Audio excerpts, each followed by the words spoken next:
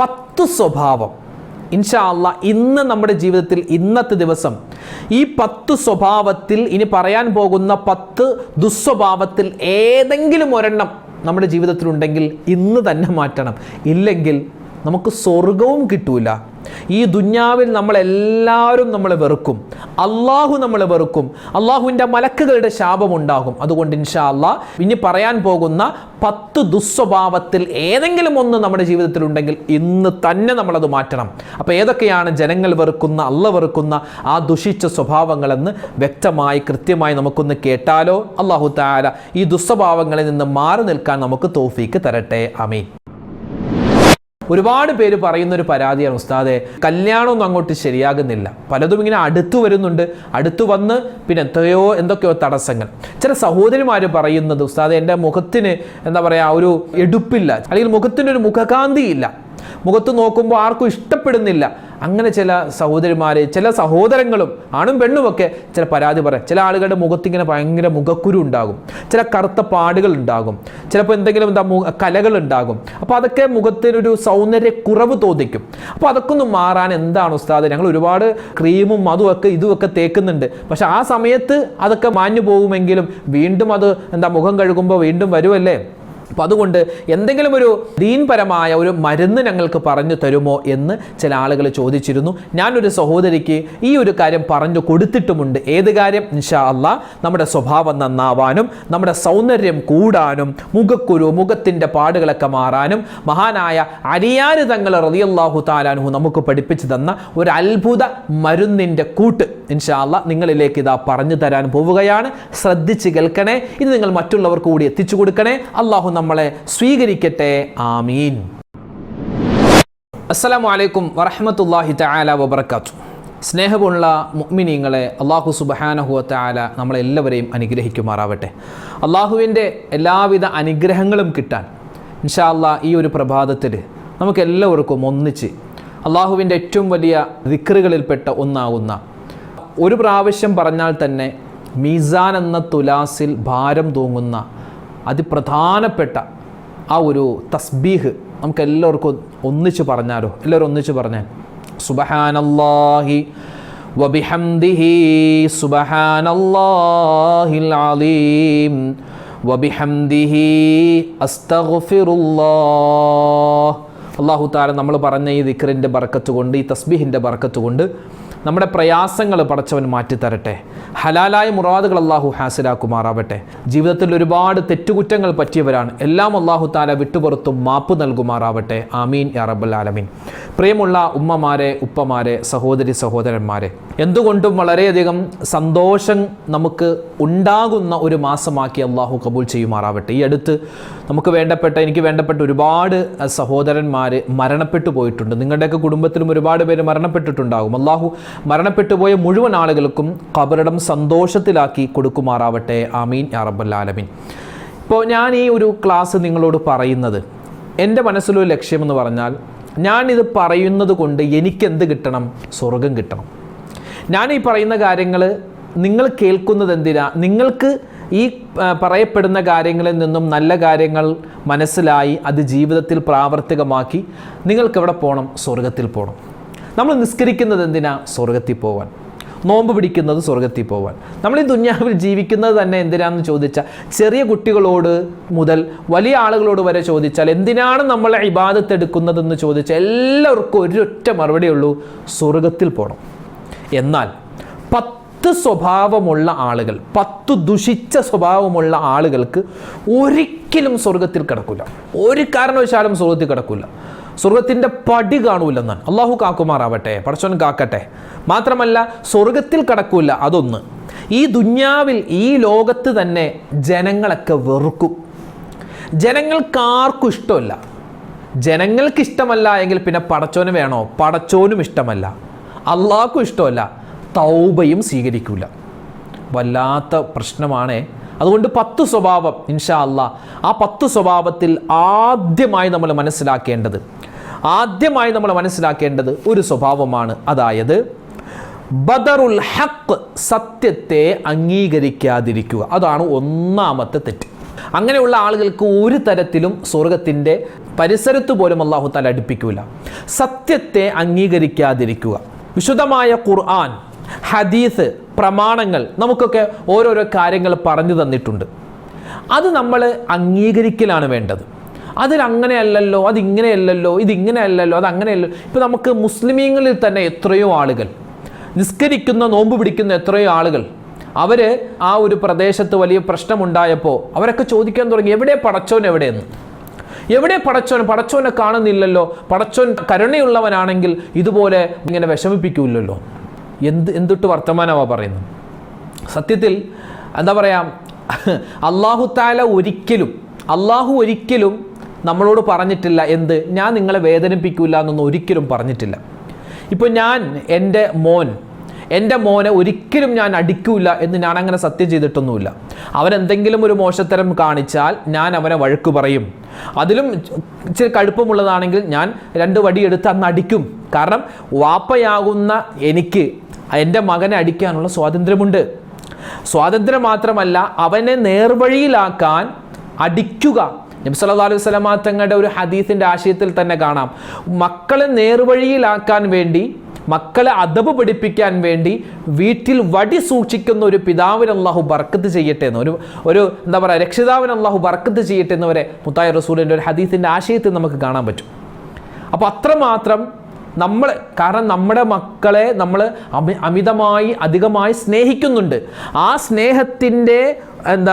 സ്നേഹത്തിൽ നിന്ന് വന്നതാണ് വഴക്ക് പറയലും ആ ഒരു അടിക്കലൊക്കെ, അല്ലേ? എൻ്റെ മകൻ എങ്ങനെയെങ്കിലും ജീവിക്കട്ടെ, ഞാൻ അങ്ങോട്ട് മൈൻഡ് ചെയ്യുന്നില്ലെങ്കിൽ അവൻ എന്ത് ചെയ്താലും ഞാൻ അവനെ ഒന്നും പറയൂല.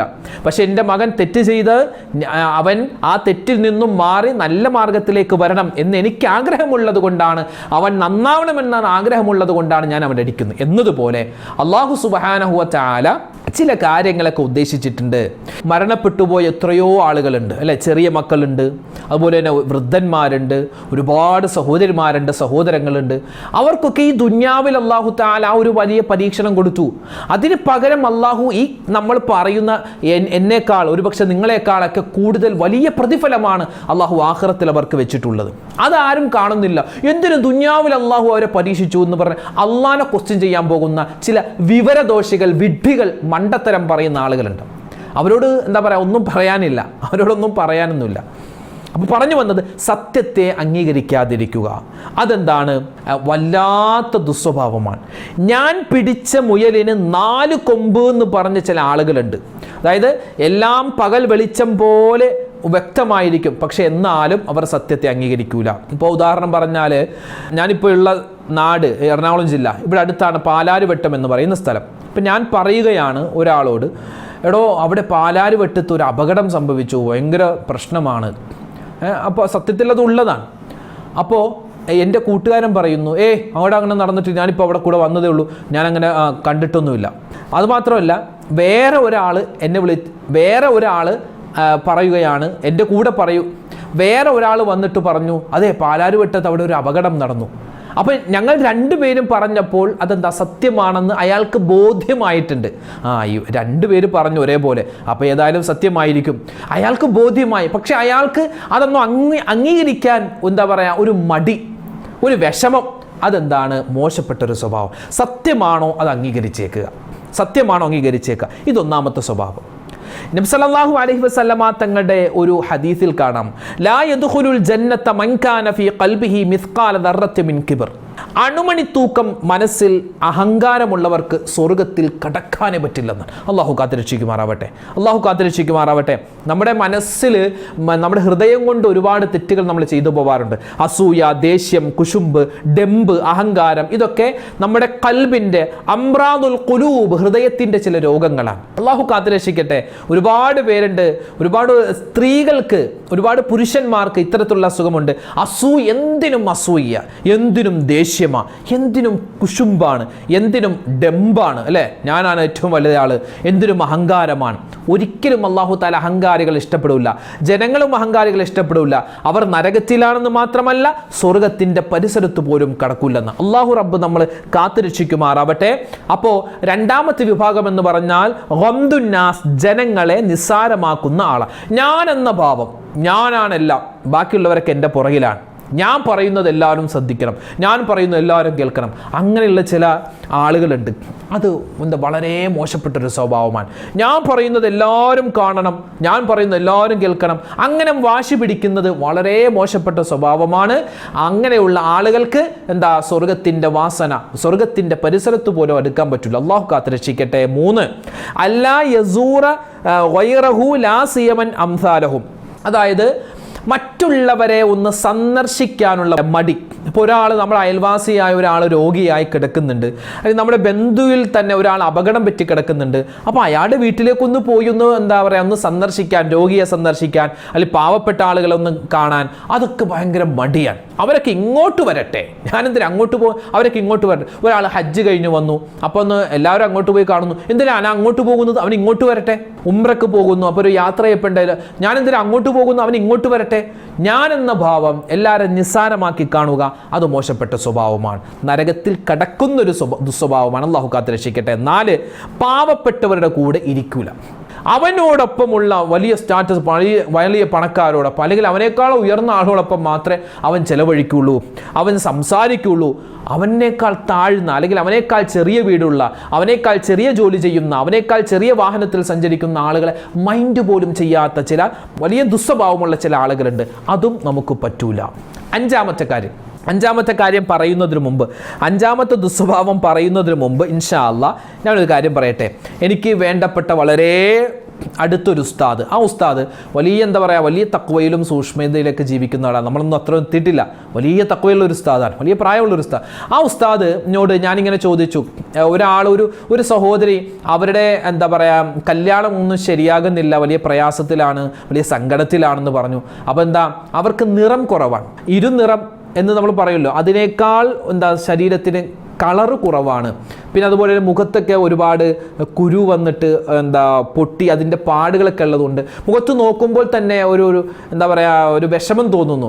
ആളുകൾക്ക് ഇപ്പോൾ കല്യാണം ആലോചിച്ചൊക്കെ വരുമ്പോൾ പല ആളുകൾക്കും ഇപ്പോഴത്തെ ചെറുപ്പക്കാരെയും ചെറുപ്പക്കാരികളെയും അവരൊക്കെ ഇപ്പോൾ വെളുത്ത നിറം വേണം, അല്ലെങ്കിൽ അങ്ങനെ വേണം, ഇങ്ങനെ വേണം എന്നൊക്കെ വാശി പിടിക്കുന്നവരാണ്, അല്ലെങ്കിൽ അങ്ങനെ ഒരു കൺസെപ്റ്റ് ഉള്ള ആളുകളായിരിക്കും.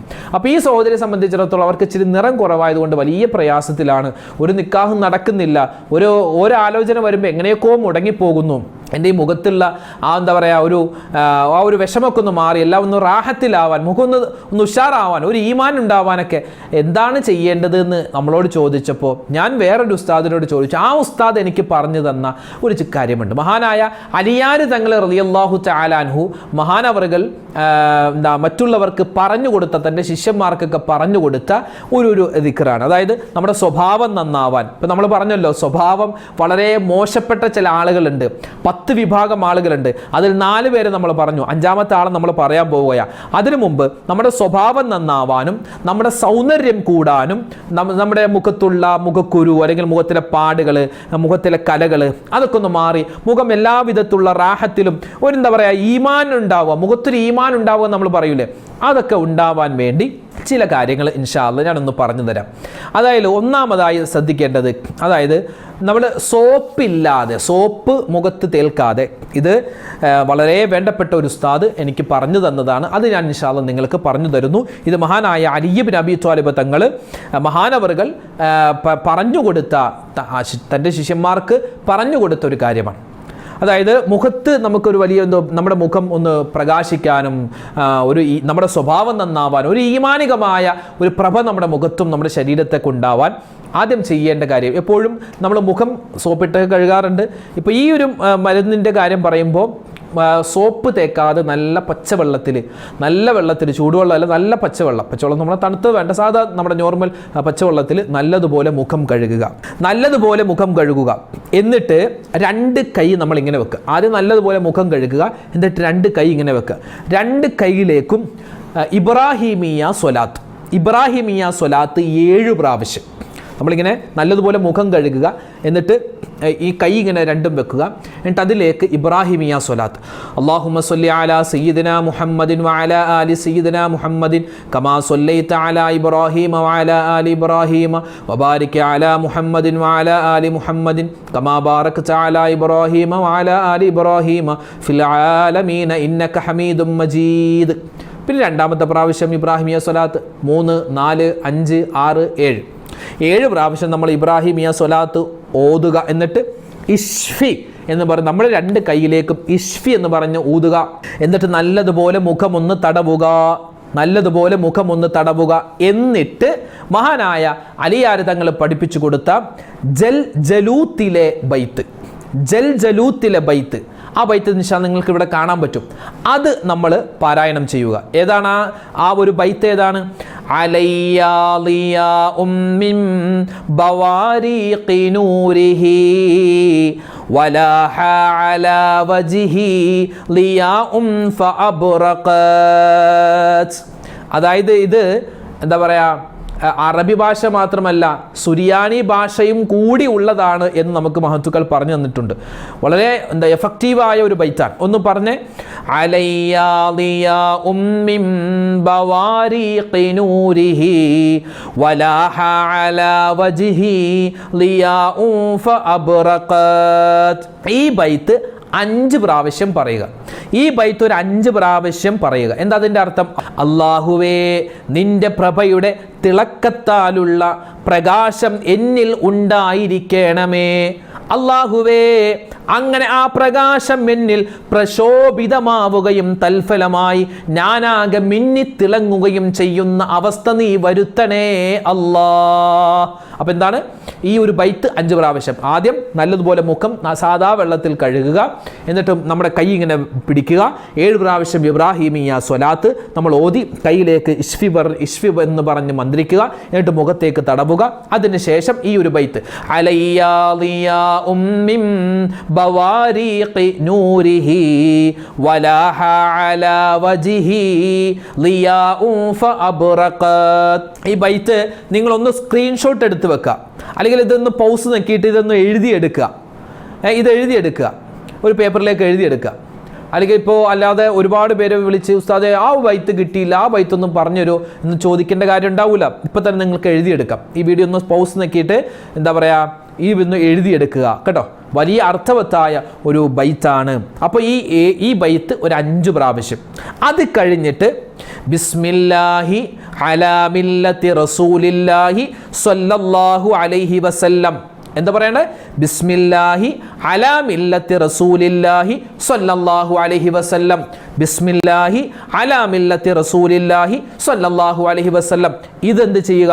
3 പ്രാവശ്യം പറഞ്ഞ് നമ്മുടെ കയ്യിലേക്ക് ഒന്നുകൂടി ഇഷ്ഫി എന്ന് പറഞ്ഞ് മന്ത്രിച്ച് മുഖത്തും അതുപോലെ ശരീരത്തും തടവുക. ഒന്നുകൂടി ഞാൻ പറയട്ടെ. ആദ്യം നമ്മൾ മുഖം ഒന്ന് നല്ലതുപോലെ കഴുകുക. ഉദു എടുത്താൽ അത് ഏറ്റവും ഹൈറാൻ. ഇവിടെ ഉദു എടുക്കുന്ന കാര്യം പറഞ്ഞില്ല, മുഖം നല്ലപോലെ കഴുകാനാണ് പറഞ്ഞത്. ആയിക്കോട്ടെ, മുഖം നല്ലതുപോലെ കഴുകുക. അത് കഴിഞ്ഞ് നമ്മുടെ കൈ ഇങ്ങനെ പിടിച്ച് 7 പ്രാവശ്യം ഇബ്രാഹിമിയ സ്വലാത്ത് ഓതി അതിലേക്ക് ഇഷ്ഫി എന്ന് പറഞ്ഞ് മന്ത്രിക്കുക. എന്നിട്ട് മുഖത്ത് നല്ലതുപോലെ ഒന്ന് തടവുക. അത് കഴിഞ്ഞ് 5 പ്രാവശ്യം അലയ്യാ ളിയാഉം മിൻ ബവാരിഖി നൂരിഹി വലാഹ അലാ വജ്ഹി ളിയാഉം ഫഅബ്റഖത് എന്ന ആ ഒരു ബൈത്ത് നമ്മുടെ 5 പ്രാവശ്യം ഓതിയിട്ട് നമ്മുടെ കയ്യിലേക്ക് വീണ്ടും ഇഷ്ഫി എന്ന് പറഞ്ഞ് ഊതുക. അത് കഴിഞ്ഞ് ബിസ്മില്ലാഹി വഅലാ മില്ലത്തി റസൂലില്ലാഹി സ്വല്ലല്ലാഹു അലൈഹി വസല്ലം എന്ന് 3 പ്രാവശ്യം പറഞ്ഞ് ഒന്നുകൂടി ഇഷ്ഫി എന്ന് പറഞ്ഞ് നമ്മുടെ കയ്യിലേക്ക് ഊതുക. എന്നിട്ട് നമ്മുടെ മുഖത്തും ശരീരത്തും തടവുക. ഇൻഷാ അല്ലാഹ് ഇതൊരു തുടർച്ചയായിട്ട് നമുക്കൊരു 11 ദിവസം അല്ലെങ്കിൽ ഒരു 13 ദിവസമൊക്കെ ചെയ്തു നോക്ക്. നമ്മുടെ മുഖത്ത് ഒരു വല്ലാത്തൊരു പ്രകാശം. ചില ആളുകൾ പറയും നല്ല മുഖകാന്തി ഉണ്ട് എന്ന്, അല്ലേ? അയാൾ എന്താ പറയുക, നിറം അല്പം കുറഞ്ഞ ആളാണെങ്കിലും മുഖത്ത് നല്ല ഈമാൻ ഉണ്ട് എന്ന് ചില ആളുകളെ പറ്റി പറയാറുണ്ട്. അപ്പോൾ ഇൻഷാ അല്ലാഹ് ആ ഗണത്തിൽ നമുക്ക് പെടാൻ സാധിക്കും. അല്ലാഹു തആല മരിക്കുന്ന സമയത്തും നമുക്ക് നല്ല മുഖത്ത് നല്ല പ്രകാശം തരും ഇൻഷാ അല്ലാഹ്. അപ്പോൾ ഈ കാര്യം ഒന്ന് ചെയ്ത് നോക്കട്ടോ. അല്ലാഹു തആല ആരൊക്കെ പ്രയാസപ്പെടുന്നുണ്ട്, വിവാഹം ശരിയാവാതെ വിഷമിക്കുന്ന ഒരുപാട് പേരുണ്ടാകും, അല്ലാഹു എല്ലാവർക്കും ഖൈർ പ്രദാനിക്കുമാറാവട്ടെ. അപ്പോൾ നമ്മൾ ഈ 5ാമത്തെ ദുസ്വഭാവം ഉള്ള ആളുകളെ പറ്റി പറയുന്നു. അല്ലാ യതനാവല ബിയദിഹി ശുഗല ബൈതിഹി. സ്വന്തമായിട്ട് ഒരു നൂൽക്കഷ്ണം പോലും എടുക്കാത്ത ചില ഭർത്താക്കന്മാരുണ്ട്. വീട്ടിൽ പോയി ഇങ്ങനെ ഇരിക്കും, ചായ കൊണ്ടുപോവാ, ഉടുപ്പ് കൊണ്ടുപോവാ, ഡ്രസ്സ് കൊണ്ടുപോവാ, അതുപോലെ ഭക്ഷണം കൊണ്ടുപോവാ, എല്ലാം ഇങ്ങനെ കൽപ്പിക്കുന്നു, ഭാര്യയോട് മക്കളോട് കൽപ്പിക്കുന്നു എന്ന് മാത്രം. സ്വന്തമായിട്ട് ഒരു കാര്യം ചെയ്യില്ല. അടുക്കള എവിടെയാന്ന് ചിലപ്പോൾ ഇയാൾക്ക് അറിഞ്ഞോളണമെന്നില്ല. അത്രമാത്രം എന്താണ് സ്ത്രീകളെ സഹായിക്കാനോ അല്ലെങ്കിൽ വീട്ടിലേക്കുള്ള സാധനം വാങ്ങിച്ചു കൊടുക്കാനോ ഒന്നും നമ്മൾ സ്വന്തം കഴിച്ചിട്ട് ഭക്ഷണം കഴിച്ചിട്ട് അയാളുടെ വേസ്റ്റ് പോലും താഴെ കിടക്കുന്നത് എടുത്തൊന്ന് പ്ലേറ്റിലേക്ക് ഇടാൻ പോലും കഴിയാത്ത അത്രമാത്രം എന്താ പറയുക സ്വന്തം കാര്യം ചെയ്യാത്ത ചില ആളുകളുണ്ട്. അത് നമ്മുടെ അങ്ങനെ ചെയ്യുമ്പോൾ നമുക്ക് വലിയ സ്റ്റാറ്റസ് ഉണ്ടാവുകയില്ല, നമ്മുടെ വില കുറഞ്ഞു പോവുകയാണ്. അപ്പം അത്തരത്തിലുള്ള ആ സ്വഭാവം ഒന്ന് മാറ്റുക. നബി സല്ലല്ലാഹു അലൈഹി വസല്ലമ തങ്ങൾ അല്ലേ വീട്ടിൽ വന്നാൽ തൻ്റെ ഭാര്യമാരെ സഹായിക്കും, വിറക് ശേഖരിക്കാൻ കൂടും, അതുപോലെ തന്നെ ഇറച്ചി മുറിച്ചു കൊടുക്കും, ആടിനെ കറന്നു കൊടുക്കും. കുട്ടികൾ ഉണ്ടെങ്കിൽ കുട്ടികളുമായിട്ട് നബി തങ്ങൾ ഭാര്യമാർക്ക് ജോലി ചെയ്യാൻ വേണ്ടി കുട്ടികളുമായിട്ട് പുറത്തിറങ്ങി അവരുമായിട്ട് കളിച്ചിരി തമാശകൾ ഏർപ്പെടും. അതുപോലെ തന്നെ വളരെ താഴ്മയോടുകൂടിയാണ് അവരോട് സംസാരിച്ചിരുന്നത്. എത്രയോ മാതൃക നമുക്കുണ്ട് അള്ളാഹുവിൻ്റെ ഹബീബ് സല്ലല്ലാഹു അലൈഹി വസല്ലമ തങ്ങൾ. അപ്പോൾ എന്താണ് വീട്ടുജോലികളിലൊക്കെ നമ്മളൊന്ന് ശുഗലാവുക. ഞാൻ പറയുന്നത് പുരുഷന്മാരോട് നമ്മളൊക്കെ അവരെ ഒന്ന് സഹായിക്കുക. ആറാമത്തേത് പാവപ്പെട്ടവരുടെ സൽക്കാരത്തിൽ ക്ഷണിച്ചാൽ പോവാതിരിക്കുക. ഇപ്പോൾ നമ്മുടെ വീടിൻ്റെ അയൽവാസിയ ഒരു വളരെ പാവപ്പെട്ട ഒരു മനുഷ്യൻ, അയാളുടെ മോളുടെ കല്യാണമാണ്, വരണോട്ടോ എന്ന് പറഞ്ഞു. നമ്മൾ പോകില്ല, എന്തോ അത് ഞാനെങ്ങനെ പോകും, ഞാനങ്ങനെ പോകും, അത് വലിയ സ്റ്റാറ്റസ് കുറഞ്ഞ ആളുകളല്ലേ എന്ന് പറഞ്ഞ് അവരുടെ കല്യാണത്തിന് പോകില്ല, അവരെ നമുക്ക് കല്യാണത്തിന് വിളിക്കൂല, നമ്മുടെ മകളുടെ കല്യാണത്തിന് അവരെ വിളിക്കൂല, അവരുടെ മകളുടെ കല്യാണത്തിന് വിളിച്ച് അങ്ങോട്ട് പോവില്ല. അവരെ പാവപ്പെട്ടവരെ അവഗണിക്കുന്ന ആളുകളുണ്ട് അല്ലേ? ആ ആളുകൾക്ക് അല്ലാഹു തആല സ്വർഗ്ഗം നൽകൂല, അവരുടെ തൗബയും അല്ലാഹു സ്വീകരിക്കില്ല. പടച്ചോൻ കാക്കട്ടെ. ഏഴാമത്തേത് മറ്റൊരാളുമായി തർക്കിച്ചാൽ സത്യം അംഗീകരിക്കൂല. കോഴി വില എത്രയാ? 250 രൂപ. 150 രൂപയുള്ളൂ. അല്ലപ്പോൾ 250, ഞാൻ ഇപ്പോൾ ഇത് 250 രൂപയുടെ കോഴി ഞാൻ ഇപ്പോൾ വാങ്ങിച്ചുകൊണ്ട് വരാം. 150 ഉള്ളൂ. ഞാൻ കഴിഞ്ഞ ആഴ്ച വാങ്ങിച്ചപ്പോൾ 150 ഉള്ളൂ. സംഭവം കഴിഞ്ഞ ആഴ്ച 150 ആയിരിക്കും, പക്ഷേ ഇന്നിപ്പോൾ 250 ആണ്. സത്യം അതാണ്, പക്ഷെ സത്യം അംഗീകരിക്കാൻ പറ്റൂല. കാരണം ഇനി ഞാനെങ്ങാനും അംഗീകരിച്ചാൽ ഞാൻ തോറ്റു പോകില്ലോ, ഞാൻ നാണം കെട്ടു പോകില്ലോ എന്ന് അങ്ങനത്തെ ഒരു ചിന്ത, ചില വാശി, ചില വേണ്ടാത്ത തരത്തിലുള്ള വാശികൾ, അങ്ങനെയുള്ള ആളുകളെ ജനങ്ങൾക്കും വെറുപ്പാണ്, അള്ളാഹുവിനും വെറുപ്പാണ്. എട്ടാമത്തേത് അദമുൽ ഇഅ്തിറാഫി ബിഖത്ഇഹി.